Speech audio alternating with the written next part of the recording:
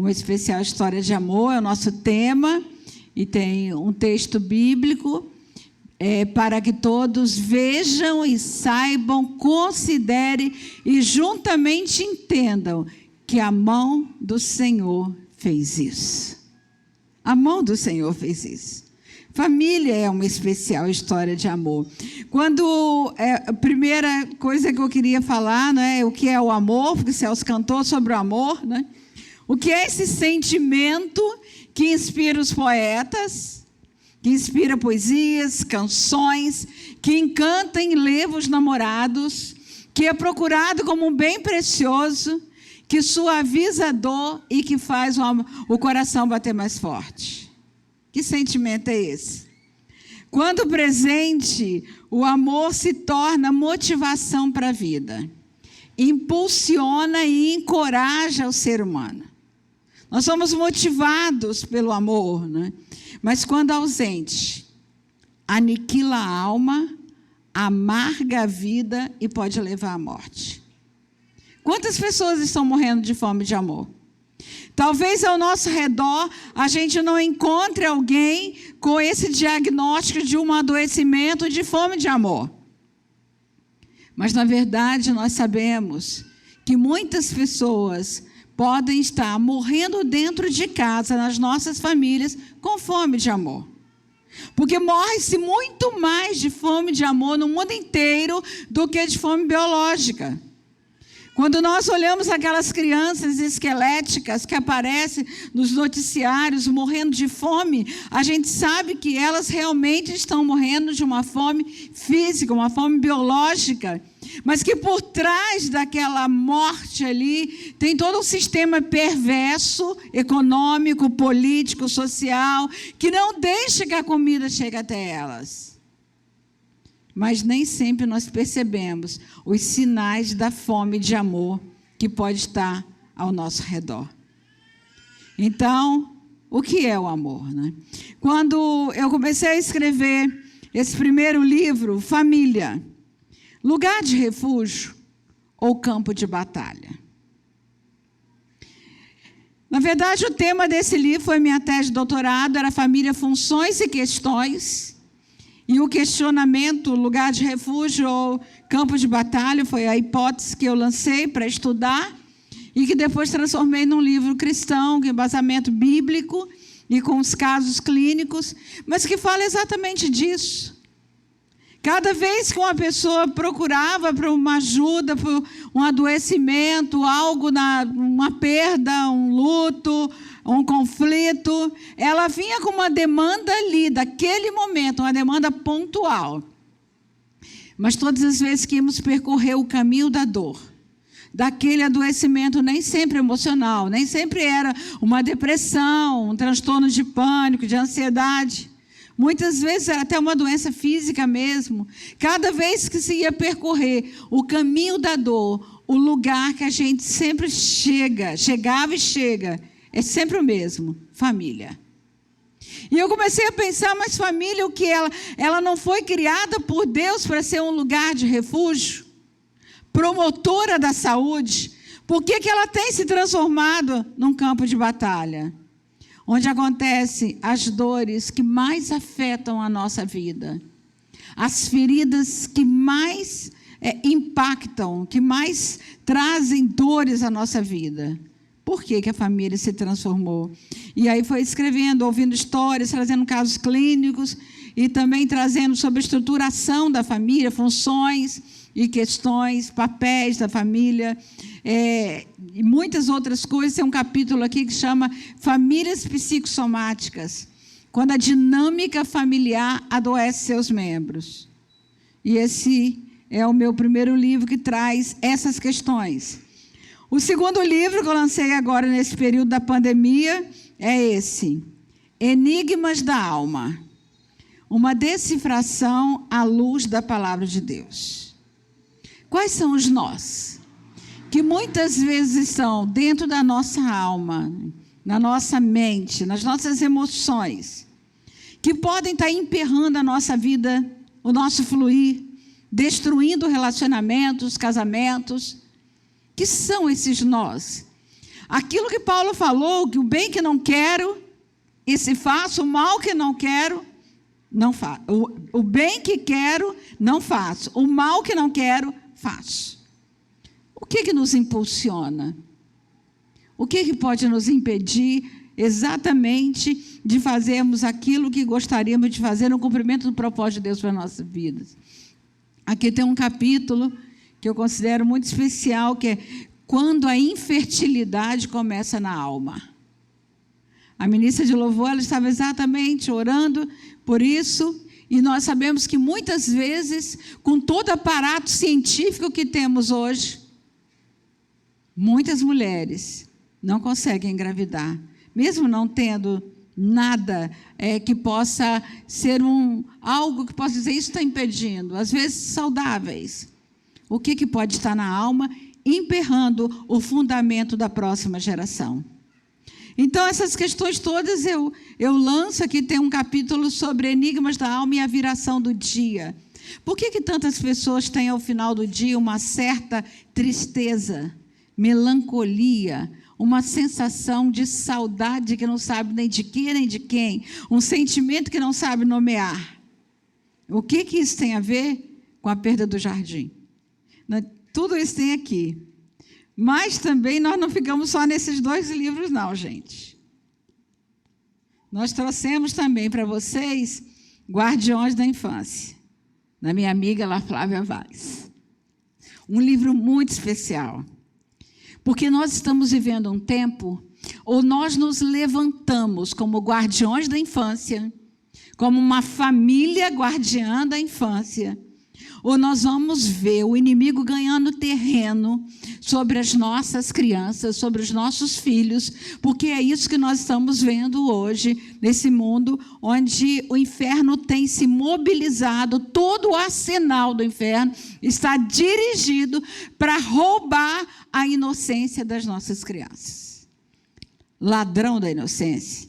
Mudou a estratégia? Não. Lá no Éden ele foi ladrão da inocência. E ele continua querendo roubar. Então, vocês têm aqui 3 livros, né, que se complementam, né, para depois estudar, porque são livros que trazem para esse tempo uma mensagem muito especial sobre o que nós precisamos trabalhar, né? E o que é o amor?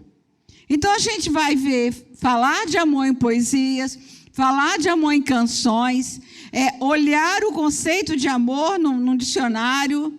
Nós vamos ver descrições sobre o amor, vamos ver amor expresso em ação, e até uma expressão tão comum que a gente ouve muito dizer, fazer amor, que não descreve o amor, tá? Mas também é uma expressão. A Bíblia tem uma conceituação bem ampla e bem profunda sobre o amor, que se inicia, vamos lá, que se inicia no finalzinho do capítulo 12 de 1 Coríntios, afirmando que o amor é um caminho que se escolhe para trilhar. E eu passo a mostrar-vos um caminho sobremodo excelente. Então, mais do que um sentimento que pode fluir no coração, mais do que algo que pode ser traduzido em palavras, o amor é um caminho que se decide trilhar. Um caminho sobremodo excelente.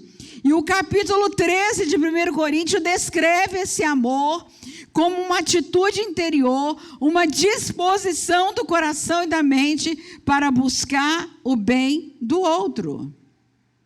Está lá, o amor é paciente, é bondoso, não arde ciúmes, não se vangloria, não se ensoberbece, não maltrata, não procura os seus interesses, não se ira facilmente, não guarda rancor, não se alegra com a injustiça, mas se alegra com a verdade. Porque quando um homem e uma mulher se unem pelo vínculo do amor, eles iniciam a construção de uma história.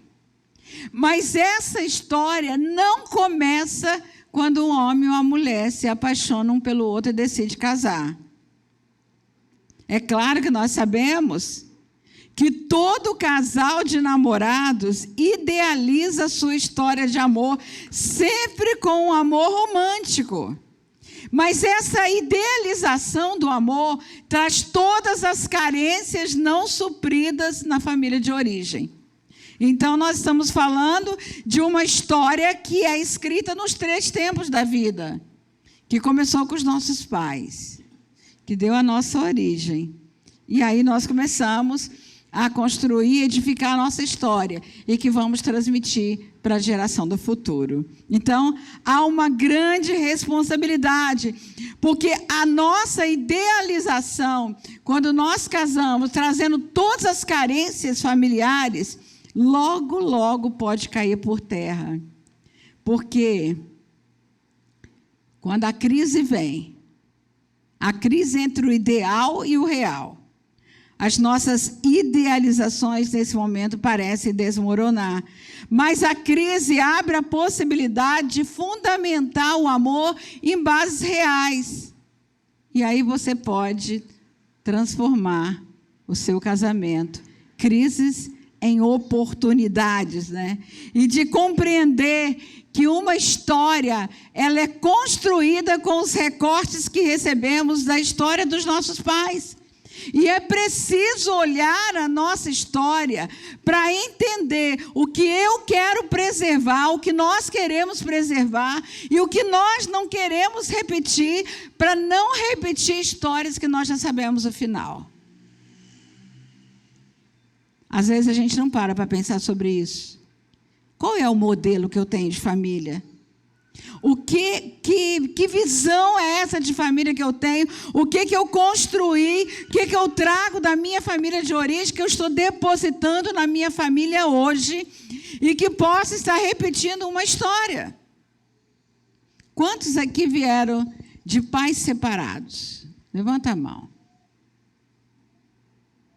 Então, olha só, nós temos aqui um grupo.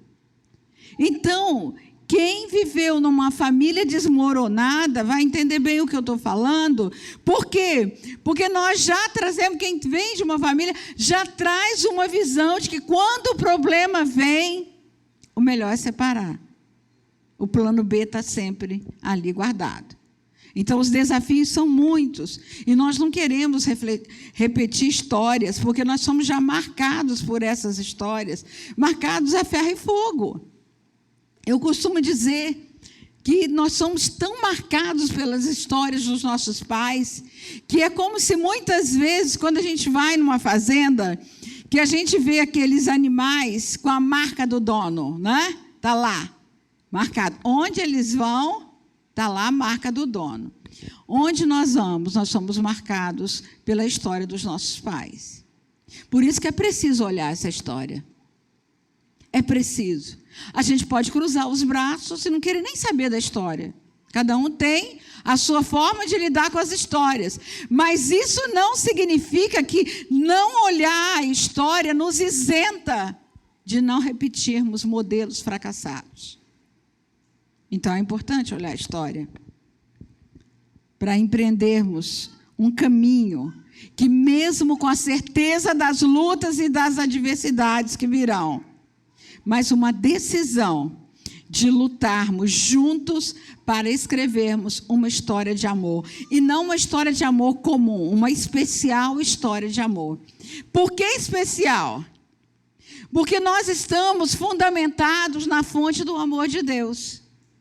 Então, por isso é uma história especial. Porque a palavra de Deus nos diz que o perfeito amor lança fora o medo. O medo de fracassar, o medo de ser rejeitado, o medo de ser humilhado, o medo da perda. Mas o perfeito amor, não de pessoas perfeitas, gente, mas o perfeito amor de pessoas imperfeitas, pessoas humanas, que decidiram amar com o perfeito amor de Deus. Muitas vezes, quando não há razão nenhuma suficiente para amar, mas que a gente decide amar, porque nós nos ancoramos no Senhor, porque esse amor é fortalecido pela fonte do amor, e aí nós decidimos lutar, caminhar e não desistir jamais. Porque mais do que apenas uma história de amor que queremos edificar nesse tempo, nós também queremos que a próxima geração entenda o que é um verdadeiro amor. E nesse congresso, nós queremos refletir sobre a escritura de uma história de amor, com suas poesias e sonhos, com ideais e realidade, com alegria e tristeza, com decepções e angústia, porque tudo isso tem numa história de amor, gente.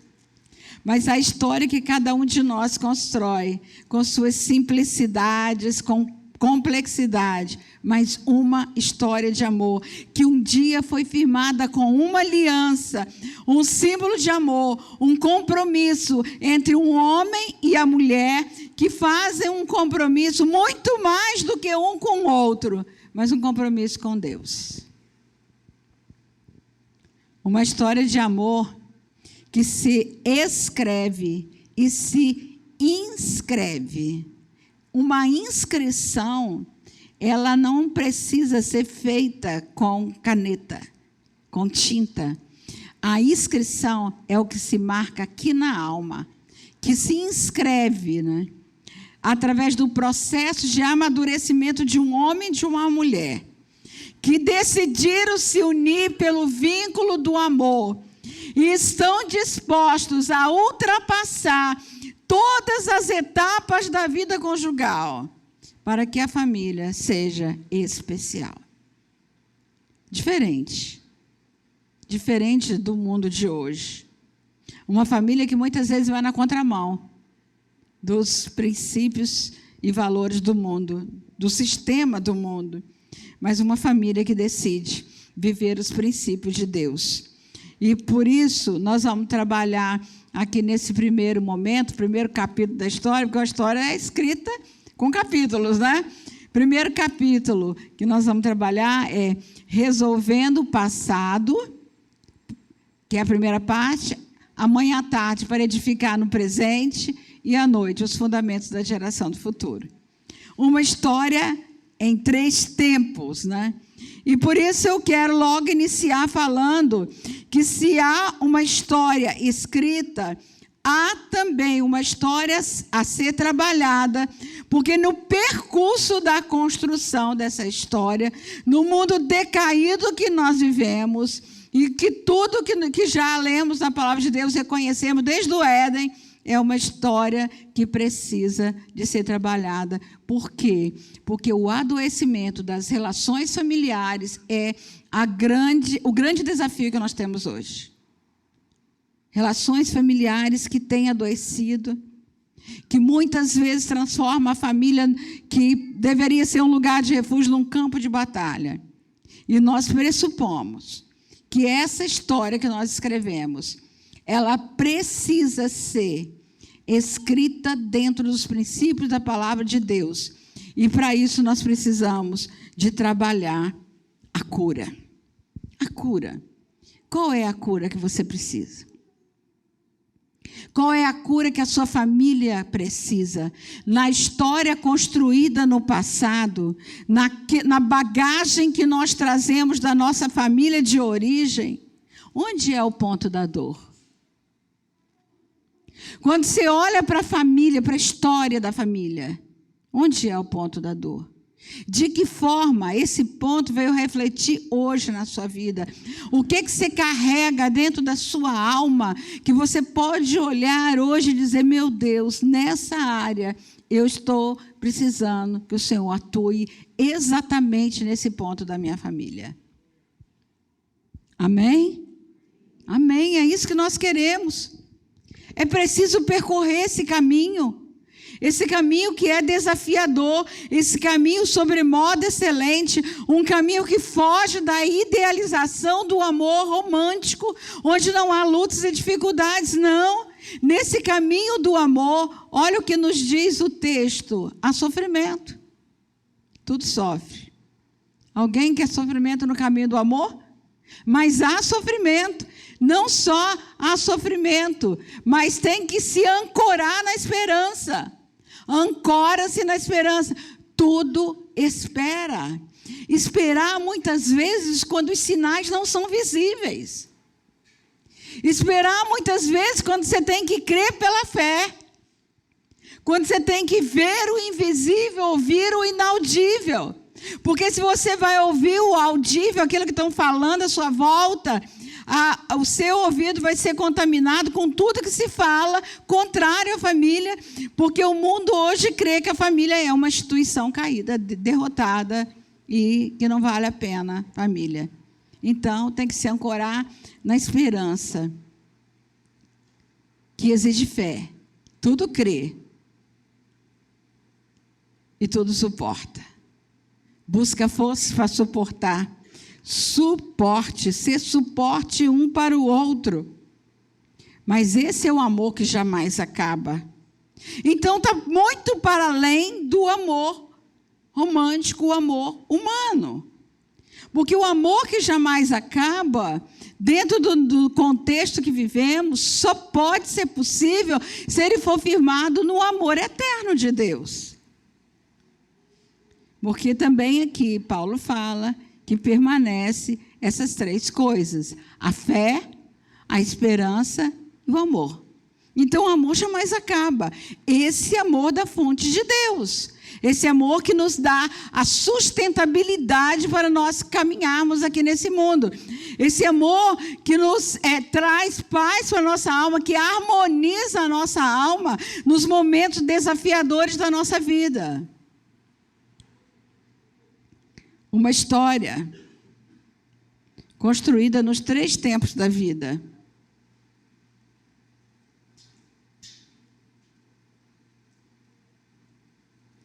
Uma história que começou no passado, com a história dos nossos pais. Se olhássemos a linha do tempo hoje, nós entenderíamos que o passado é uma estrada cimentada. Alguém aqui pode mudar qualquer fato que aconteceu na sua história. Lá, aquilo que você traz da sua família, nós não podemos mudar. Ah, se pudéssemos, né? Eu me lembro quando eu comecei a colocar diante do Senhor a minha história. Eu escrevo um pouco sobre isso no Enigmas da Alma, os meus enigmas, né? De coisas que eu não gostaria de ter vivido, coisas que eu não gostaria de ter presenciado na vida dos meus pais, de que forma que aquilo me marcou. Mas é passado. Se nós olhássemos como uma estrada, é uma estrada cimentada. A linha do tempo me mostra que é uma estrada cimentada. E que a máquina do tempo ficou apenas na ficção científica. Nós podemos olhar através das nossas memórias, mas mudar não. A gente até pode identificar todas as pedras do caminho. A gente pode até identificar os momentos mais difíceis que vivemos, mas não tem como alterar. E o futuro? O futuro é uma estrada a ser construída. Nós podemos idealizar o futuro. Todos nós temos essa capacidade de sonhar o futuro. Ah, no futuro eu quero assim. Ah, no futuro eu quero ver os meus filhos assim, meus netos, né? Até 1000 gerações, nós falamos hoje, né? Pelos olhos da fé, nós queremos a bênção do Senhor para as nossas gerações. Mas nós só podemos construir isso na nossa mente. Por quê? O presente, vocês viram lá que é o único reloginho que está se movimentando. É o único tempo que nós temos para essa construção. É aqui, hoje e agora. Há um poeta que diz que o passado é uma gaiola de ferro. O futuro é uma gaiola de vento. E só é livre para voar e livre para amar quem vive o hoje. É aqui, agora, o nosso tempo. Se hoje ouvirdes a sua voz, não endureçais o vosso coração. Diz a palavra de Deus. Então, é um tempo que Deus nos dá, o tempo kairos, o tempo da oportunidade, o tempo que pode demarcar a nossa vida, porque aqui, hoje, agora, é o que nós temos que fazer. Porque casamento, gente, é uma construção. E toda construção se inicia quando nós lançamos as bases. Toda construção se inicia com fundamento. Quando nós passamos numa rua que tem uma construção, quando está no início da construção, você tem que parar e olhar lá para baixo. Porque está lá. As bases estão sendo feitas, os fundamentos estão sendo edificados. Aí chega uma hora que essa construção cresce, ela começa a se elevar, e você vê uma linda casa, um lindo prédio, e se fala, nossa, que lindo! Mas aquela base tem que ser forte. Aquela base precisa ser sólida, para não desmoronar quando vierem as tempestades da vida. Então, a família começa, lá onde tudo começa é na nossa família de origem, Família de origem. É na família que nós recebemos os fundamentos do amor e do respeito. A família é o cenário de treinamento para todos os papéis que nós vamos desempenhar na vida. É na família que nós aprendemos a lidar com a gente mesmo, lidar com o outro, lidar com relacionamentos. É na família que lidar com conflitos, porque família também é lugar potencialmente em conflitos. É na família que nós aprendemos sobre funções, sobre como ser esposo, como ser esposa, não é? Com o pai, com a mãe, como ser irmão. Tudo isso a gente aprende na família. Crenças e valores. Então, a família é esse lugar de treinamento para todos os papéis e funções. É um lugar de transmissão geracional, de construção da identidade e de preparação para a vida. Porque é na família que nós recebemos esse senso de pertencimento. Quem sou eu? Filho de fulano de tal, de fulano de tal. Todos nós, precisamos. A quem eu pertenço? Qual é a minha estrutura? Família, então, é dessa ordem da importância que todos nós precisamos, desse lugar onde nós aprendemos crenças e valores. E nós lançamos as bases na família para o sucesso, mas também para o fracasso. A forma que um filho sai de casa define se ele está liberado para prosperar ou se ele vai ficar atado aos seus pais, imaturo como criança, refém emocional, ainda esperando reconhecimento que não recebeu lá atrás. E aí ele não vai, não avança, Ele fica lá com a sua infância mal resolvida, aprisionado às questões, lá com dificuldade para assumir a responsabilidade de um casamento. E o relacionamento conjugal dos nossos pais, ele forma o referencial que ficará marcado na nossa mente para o desempenho de todas as funções que nós vamos desempenhar ao longo da nossa vida. E essa dependência se articula tanto no amor quanto na dor. O amor que recebemos, a estrutura que recebemos, nos prepara para deixar pai e mãe, autorizados como adultos, ou prisioneiros de uma infância mal resolvida. Todos nós já ouvimos isso, deixar pai e mãe. Mas o que significa isso na realidade?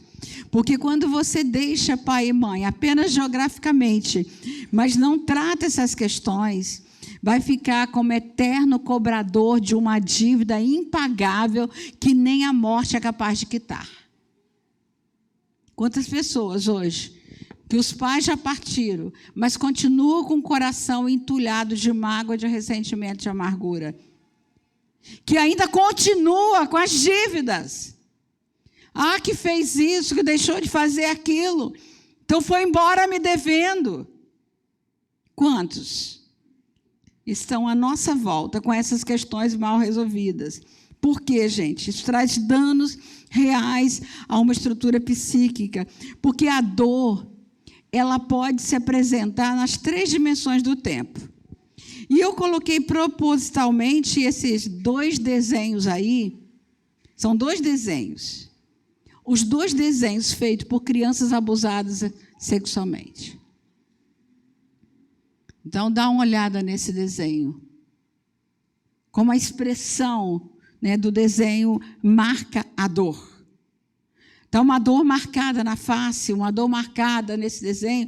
Crianças soltas, elas não conseguem nem encostar os pés no chão, não tem estrutura, não tem segurança. Dor no presente, gente, é sentida como mágoa. A gente poderia nomear como mágoa. Quando alguém me magoa aqui e agora, se alguém me magoar fisicamente aqui e agora, na hora que eu recebo aqui um soco, por exemplo, o lugar onde eu recebi, imagina que é aqui no meu braço, eu vou olhar e vou ver que ele ficou vermelho. Daqui a pouco ele fica roxo. Depois ele fica amarelo. E depois some do meu braço. Sumiu. Mas eu vou esquecer dessa dor? Não. A dor vai para outra dimensão do tempo. Geralmente, quando essa dor está marcada aqui no presente, que eu jogo para minha memória, eu jogo para o passado, algumas frases se constroem na mente, que a Bíblia chama de fortalezas da mente, porque elas ficam lá definindo comportamentos, sentimentos, pensamentos. Mais ou menos assim. Nunca mais ninguém vai me ferir. Nunca mais ninguém vai me magoar. Eu não vou deixar. E para não deixar, o que acontece com a gente? A gente entra num comportamento defensivo. E vocês conhecem aquele ditado popular que diz que a melhor defesa é o ataque. Então se torna uma pessoa agressiva, que maltrata o tempo inteiro porque tem medo de sofrer. Quando imagina que alguém vai machucá-la, ela já ataca para se defender. Por quê?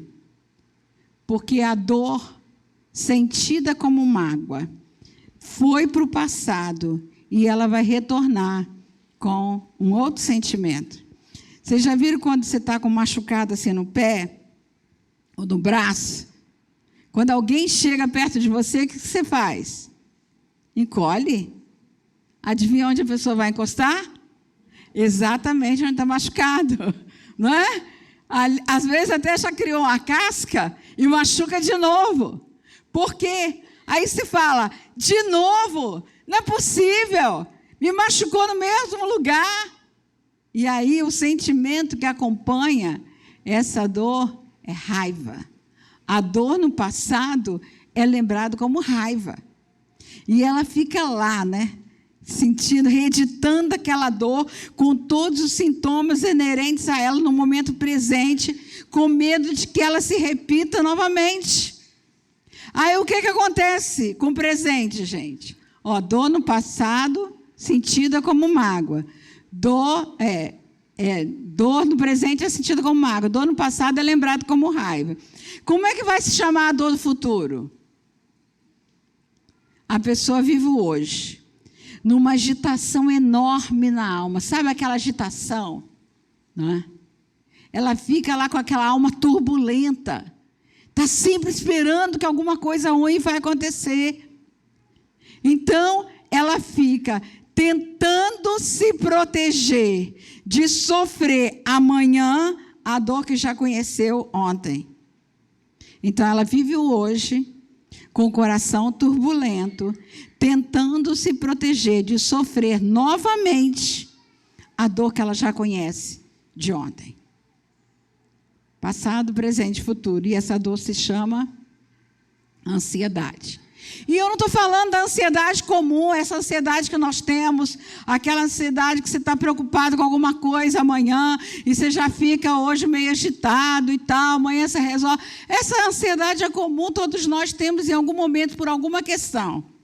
Mas eu estou falando daquela ansiedade patológica, aquela que já está instalada na alma, aquela que já está produzindo um adoecimento nas relações, aquela que já está tão instalada no corpo que a pessoa não consegue nem ter um corpo repousante, sabe? Vocês já viram gente que fica o tempo inteiro balançando a perna? Não estou olhando para a perna de ninguém não, tá, gente? Balançando a perna, agitando o cabelo, os braços, não consegue relaxar, não consegue ficar calmo. Por quê? Porque está lá uma ansiedade guardada, né? Refém emocional, dos sofrimentos passados. No livro de família, aquele primeiro livro, eu conto uma história de uma moça que ela não conseguia sustentar a gravidez. E numa palestra assim como essa, veio a cena à mente. Deus trouxe a cena traumaticamente. Ela engravidava e perdia. Antes do segundo mês, mais ou menos, ela perdia o bebê.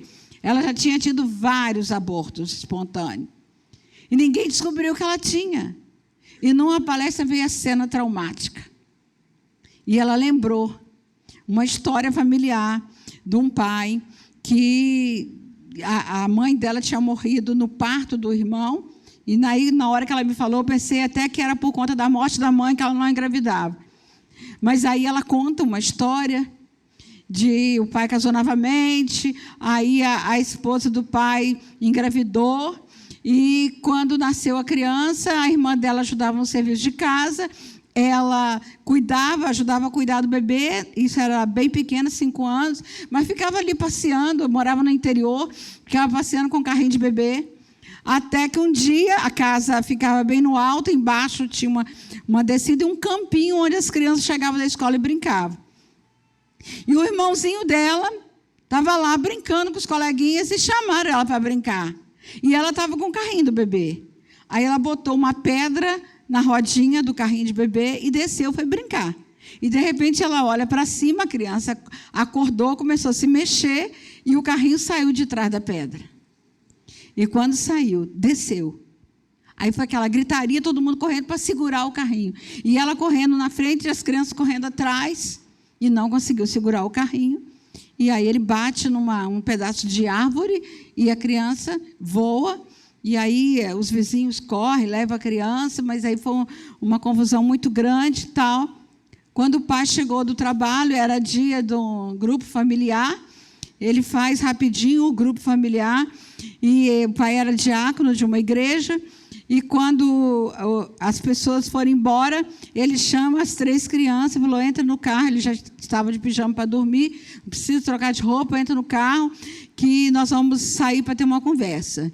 E ele leva os 3, era interior, ele entra por um caminho de roça, de perto de uma floresta, e ele para, ele entra assim e para, ele falou, eu vou cortar 5 varas. E eu vou bater em vocês até as varas quebrarem, para vocês aprenderem.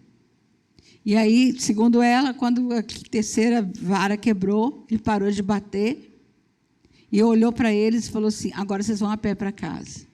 Entrou no carro e saiu. E ela me contando, as lágrimas caindo, e ela dizendo, o que mais doía, Ilma, não era a dor das varadas, era a solidão, porque nós demos a mão, os 3 irmãos, e saímos chorando por aquele caminho, sem ninguém. Não tinha ninguém para nos proteger naquela hora.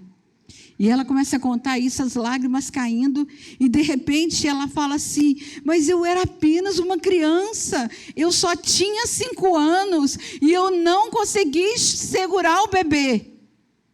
E quando ela diz isso, naquele momento eu olhei para ela, segurei assim nas mãos dela, olhei bem nos olhos dela e repeti a frase dela, você era apenas uma criança, você só tinha 5 anos e você não conseguiu segurar aquele bebê, mas o seu bebê você vai segurar em nome de Jesus.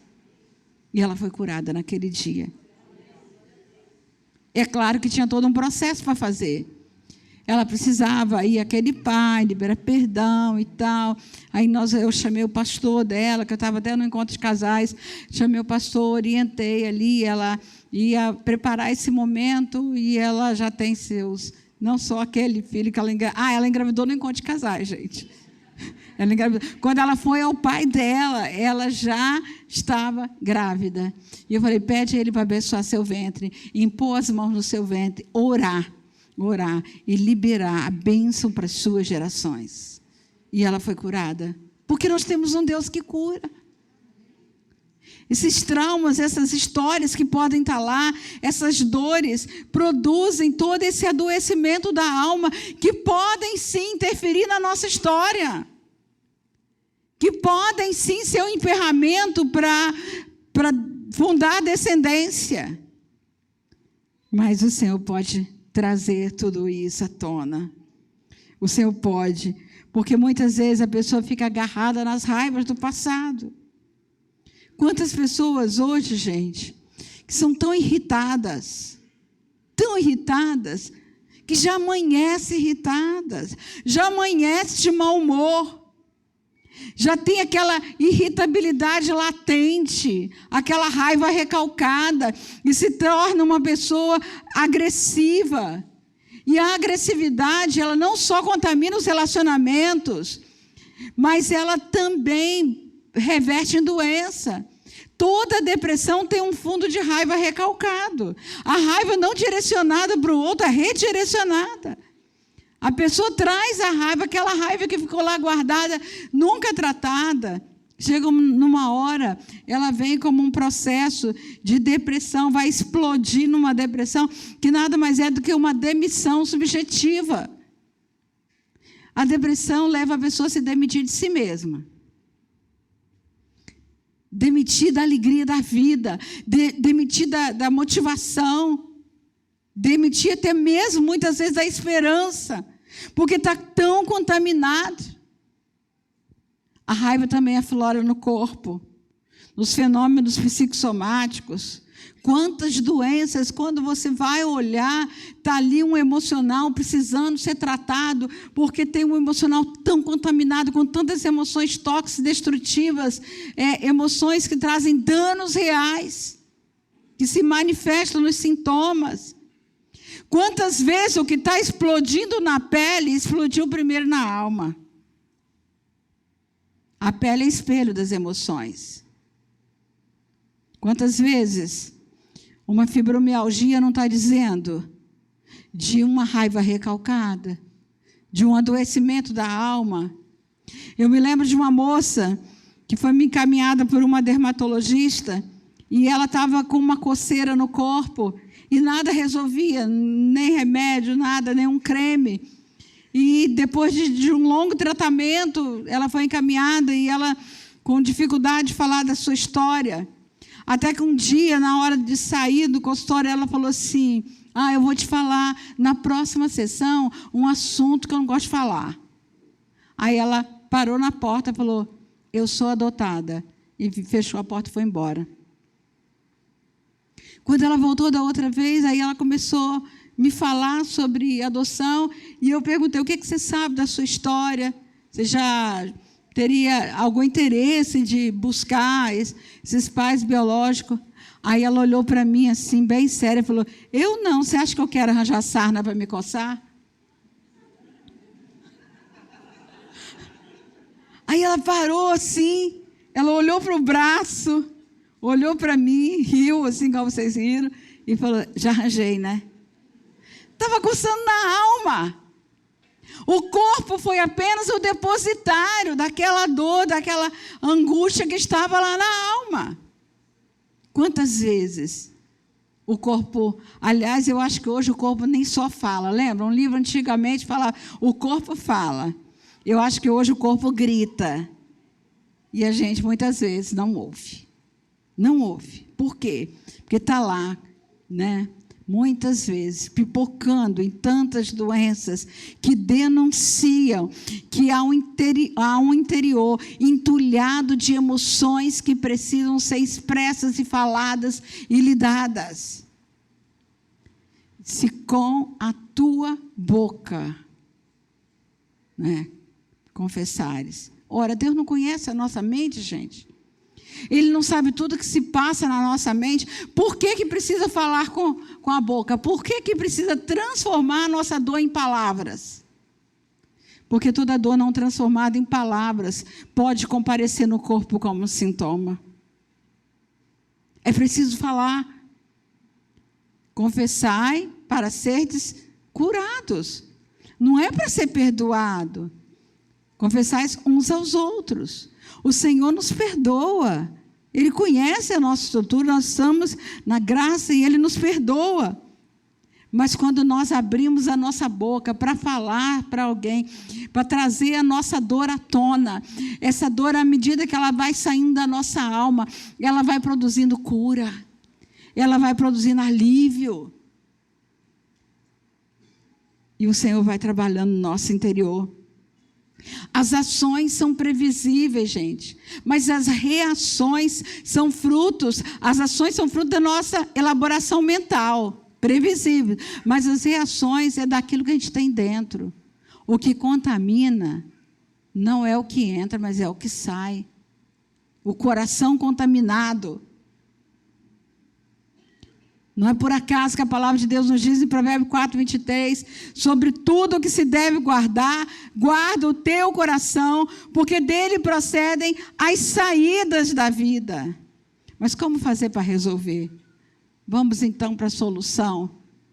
Compreendendo a cadeia de comando da autoridade. Quando nós olhamos para essa cadeia de comando na palavra de Deus, nós vamos entender essas questões pela ótica espiritual.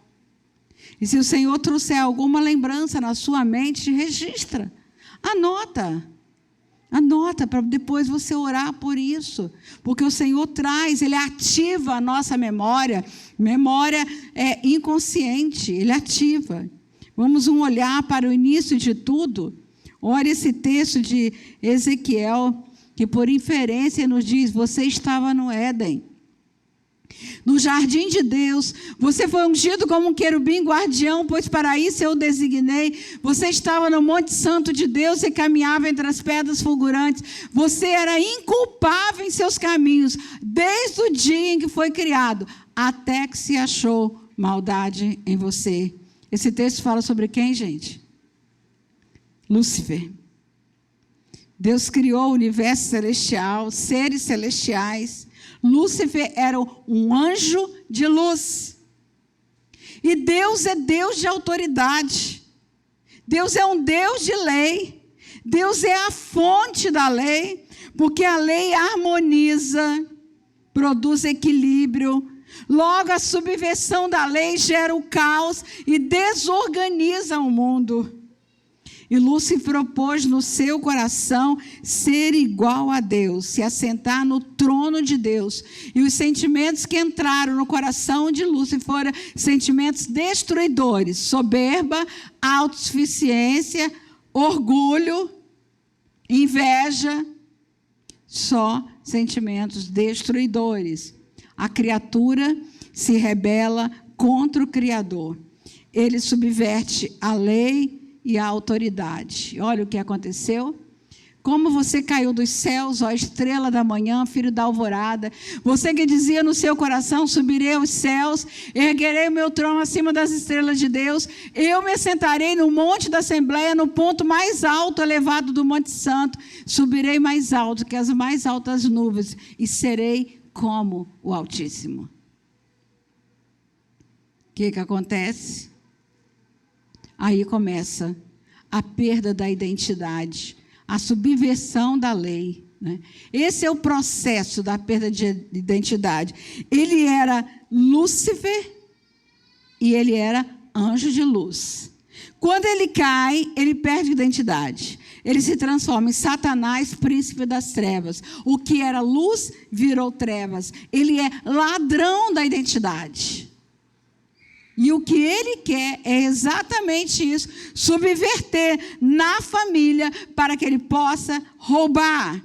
Ele queria ser igual a Deus, né? O que ele faz ali, ele inaugura o caminho da rebelião. E como ele inaugura o caminho da rebelião, ele também inaugura o caminho da feitiçaria. Porque a Bíblia diz que a rebelião é como o pecado de feitiçaria. E é isso que ele faz. Ele queria ser igual a Deus. O que Deus é, essencialmente, especialmente para o ser humano? Ele é criador e ele é pai. Satanás não cria nada, só copia, pai da pirataria. Isso que ele é, copia e distorce. Mas ele queria não só ser criador, mas ele também queria ser pai. E ele não tem como ser pai. A única paternidade que a Bíblia outorga a ele é pai da mentira. Então, se a mentira não existe, ele não é pai de nada. Nem da mentira ele consegue ter uma paternidade, porque é falsa também. É fake, né? Então, aí o que ele faz? Para ele poder entrar e implantar a orfandade, ele precisa deslocar o lugar do pai para da vida de um filho, para ficar o vazio, para ele entrar.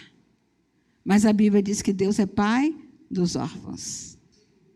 Então, ele não consegue atingir o objetivo dele se a gente não deixar. Mas quantos pais têm saído de casa exatamente na época de construção da identidade dos filhos? É uma estratégia maligna. E não estou falando só de filhos órfãos de pais mortos. Eu estou falando também de filhos órfãos de pais vivos. Ele perverte, Satanás perverte o que ele queria ser. E ele implanta a orfandade emocional. E esse é o processo da perda da identidade. Rebelião, subversão da lei, quebra do princípio de autoridade. E quando se quebra o princípio de autoridade na família, a pessoa é desautorizada a prosperar. E nós vamos entender por que bem rapidamente aqui, tá? Vou passar os slides bem rápido. Deus criou o ser humano, deu as diretrizes para ele, como guardião do jardim, guardião da primeira família. A gente já sabe muito bem o que aconteceu, a subversão da lei. Está ali os textos bíblicos, onde Deus estabelece a lei: coma livremente qualquer árvore do jardim, mas não coma da árvore do conhecimento do bem e do mal, porque no dia em que dela comer, certamente morrerá. A palavra é muito certa. E aí Satanás prepara a sua estratégia para atingir o primeiro casal, onde ele caiu e perdeu a identidade. Ele quer que isso aconteça exatamente na família, para que cada ser humano possa perder a identidade. E a estratégia dele foi exatamente ir na contramão do princípio de autoridade. A Bíblia diz que Eva foi enganada, está lá em 2 Coríntios 11:13, e Adão desobedeceu. Adão recebeu a ordem diretamente de Deus. Lá em 1 Timóteo 2,14 diz: e Adão não foi enganado, mas a mulher, sendo enganada, caiu em transgressão. Ele tinha a responsabilidade. A consequência, né? Nós já conhecemos. Eles não podiam comer da árvore do conhecimento do bem e do mal. Gente, o bem eles já tinham. Satanás apresenta um mundo exuberante de possibilidades para a pessoa pecar. Mas ele nunca fala dos custos. O bem eles já tinham. O bem era Deus. Então, quando eles escolhem pecar, eles estavam escolhendo exatamente o mal. O mundo interior deles entrou em caos, desestruturou, desorganizou e compareceram os sentimentos mais primitivos que o ser humano experimenta desde o início: medo e vergonha. Eles tinham a cobertura da inocência. E eles descobriram, tiraram a cobertura do que Deus havia coberto. E se tornaram fugitivos, angustiados da presença de Deus, diante da culpa e da desonra, perderam a cobertura da inocência, e não só do corpo, mas também da alma. Capítulo 2 dizia que homem e mulher estavam nus e não se envergonhavam. E aqui começam os sentimentos mais primitivos, a neurose, os transtornos psíquicos. Por quê? Que os passos que davam paz e harmonia para eles, naquele dia, quando eles ouviram os passos de Deus, a alma agitou e ali entrou a ansiedade. Junto, medo e vergonha. Satanás tira todo o medo e toda a vergonha para o ser humano pecar. Depois ele devolve todo o medo e toda a vergonha potencializados para o ser humano não confessar. Essa é a verdade. Para manter no cativeiro da culpa. Porque aí se torna refém da culpa. Aliás, muitas pessoas, né, pecam no varejo e pedem perdão no atacado. Vocês já ouviram aquelas orações? Senhor, perdoa todos os meus pecados. Gente, pecado tem nome e sobrenome. Tem lugar. Está lá em Apocalipse. Lembra-te de onde caíste e arrepende. É preciso. Confissão. E Deus fez o primeiro sacrifício para cobrir o primeiro casal, pele de animal, apontando para o sacrifício perfeito que Jesus faria na cruz do Calvário. Consequências para o ser humano, abriu a vulnerabilidade para todo tipo de adoecimento no corpo, na alma e no espírito. Mas, um princípio tinha dado desde o início, gente. Portanto, deixará o homem pai e mãe. Gênesis 2:24. Se unirá a sua mulher e serão os dois uma só carne. Deixar para se unir, para fundar uma nova família. Esse é um princípio subsequente ao princípio da autoridade. Deixar como? Deixar liberado, abençoado, em honra. Uma geração formando e fundando a geração seguinte através da liberação da bênção. Porque na instituição da lei, Deus deu os 10 mandamentos a Moisés e o 5º mandamento norteia a cadeia de comando de autoridade na família. Honra teu pai e tua mãe para que vá bem sobre a terra. Honrar. Está ali o texto bíblico. Para quê? Para chegar à vida adulto, autorizado a ser adulto. Autorizado por um pai e pela mãe e autorizado por si mesmo. Essa autorização da alma que cada ser humano tem quando chega à vida adulta. Que sai da condição de filho para ser esposa e pai, esposa e mãe. De criança para ser adulto, autoridade. De dependência para interdependência, porque no casamento um depende do outro. E de protegido para ser protetor, para ser guardião. Guardião, valente do lar. Honra para que te vá bem. E seja de longa vida sobre a terra. Deixar em honra. Esta é a condição para se criar uma estrutura forte na família. Deixar em honra. Quando não deixa em honra, a vida vira um caos. E a desonra é a causa para muitas pessoas não conseguirem avançar na vida. Muitas pessoas ficarem atadas. O propósito do inimigo é atingir os pais nas suas fragilidades e vulnerabilidades, para que, através das dores, produza a desonra. Está lá em Efésios 6, vós pais, não provoqueis vossos filhos a ira. A ira é uma dor da alma. E filhos, e a maior ira não é, muitas vezes, uma atitude que um pai toma de uma correção inadequada. Não, a maior ira que vem no coração de um filho é a falta de amor. Quantos filhos feridos, carregando essas dores na sua alma. Irai-vos e não pequeis. Não se põe o sol sobre a vossa ira. Nem deis lugar ao diabo. É o que a palavra de Deus nos diz para sair do cativeiro emocional. Porque a ira gera desonra. A rebelião cria raízes na mente. A rebelião cria comportamentos agressivos e defensivos. Porque a rebelião é como o pecado de feitiçaria. A ira vai comparecer no temperamento fechado, o silêncio obstinado do coração. Porque a pior rebelião nem sempre é a ostensiva. É aquela que a gente fala palavras, muitas vezes é uma rebelião requintada, que vem de um coração obstinado. A obstinação é como a idolatria e culto a ídolos do lar.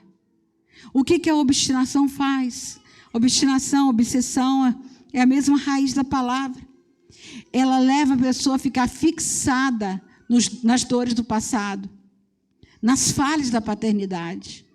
E quando a pessoa fica fixada nas falhas da paternidade, ela faz uma idolatria dessas falhas. Por quê?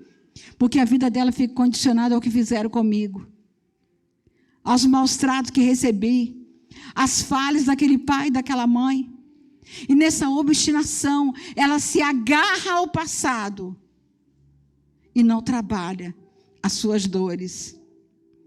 Isso é resultado de alma ferida, porque a vida se torna um oratório de mágoas.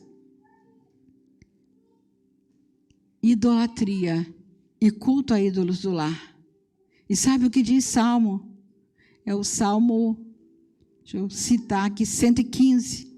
Salmo 115, 4 a 8. Os ídolos têm olhos, mas não veem. Aquele que não menospreza o pai e não bendiz a sua mãe, corvos do ribeiro arrancarão seus olhos, e pelos pintões da águia serão comidos. Provérbios 30. Tem olhos, mas não veem. Tem ouvidos, mas não ouvem. Quem tem ouvidos para ouvir, ouve. Ouça, disse Jesus. Não consegue, vem para a igreja, ouve a palavra, mas não consegue assimilar, não consegue praticar. Tem olhos, mas não veem. Tem ouvido, mas não ouve.